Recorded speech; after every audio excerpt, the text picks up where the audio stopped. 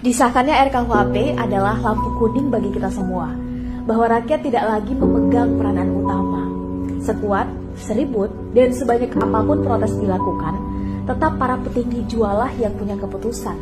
Rakyat seolah hanya penting ketika menjelang hari pemilihan, rakyat seolah hanya penting ketika akan melakukan pinjaman luar negeri karena rakyatlah yang akan membayarnya lewat pungutan pajak. Rakyat seolah hanya angka statistik belaka untuk diperebutkan menjelang hari pencoblosan tiba saja. Dengan disahkannya RKUHP, maka ini memberi sinyal nyata kepada kita semua bahwa kita tidak boleh lagi tidak peduli dan buta terhadap politik dan jangan mau dipecah belah. Karena hanya ketika kita tidak peduli dan buta terhadap politik plus mau dipecah belah itulah mereka bisa leluasa menentukan kebijakan apapun, dari mulai undang-undang, kebijakan, penentuan harga-harga, dan lain-lain, walaupun itu bertentangan dengan kehendak rakyatnya sendiri.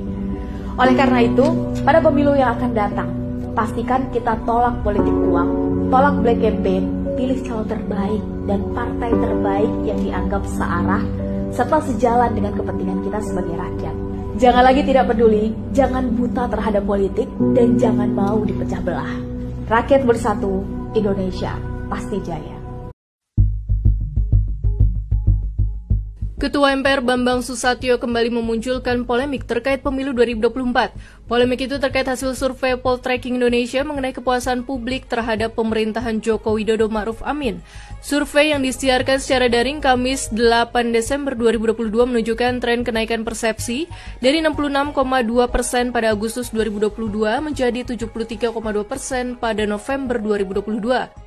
Bamsud mengatakan hasil survei bukan semata soal puas atau tidaknya publik, namun adakah korelasi dengan keinginan masyarakat untuk terus dipimpin oleh Presiden Joko Widodo.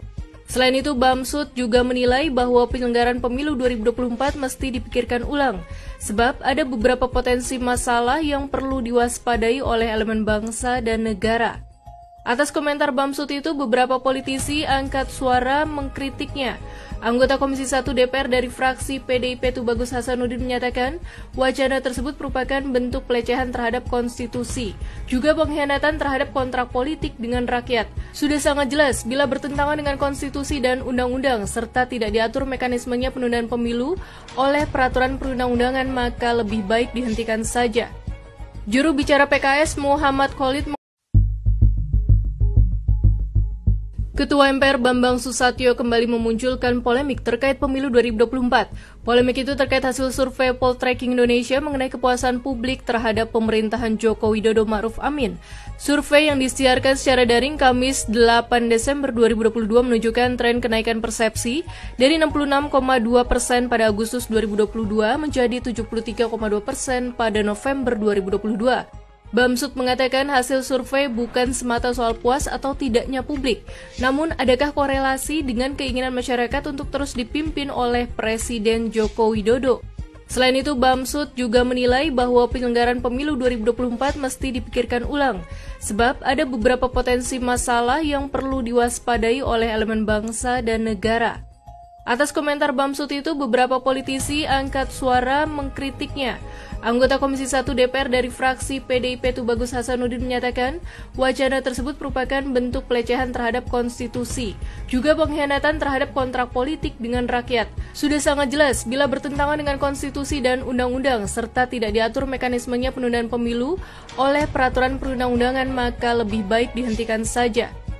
Juru bicara PKS Muhammad Khalid mengatakan sebagai Ketua MPR semestinya Bamsud dapat bertindak sebagai penjaga konstitusi.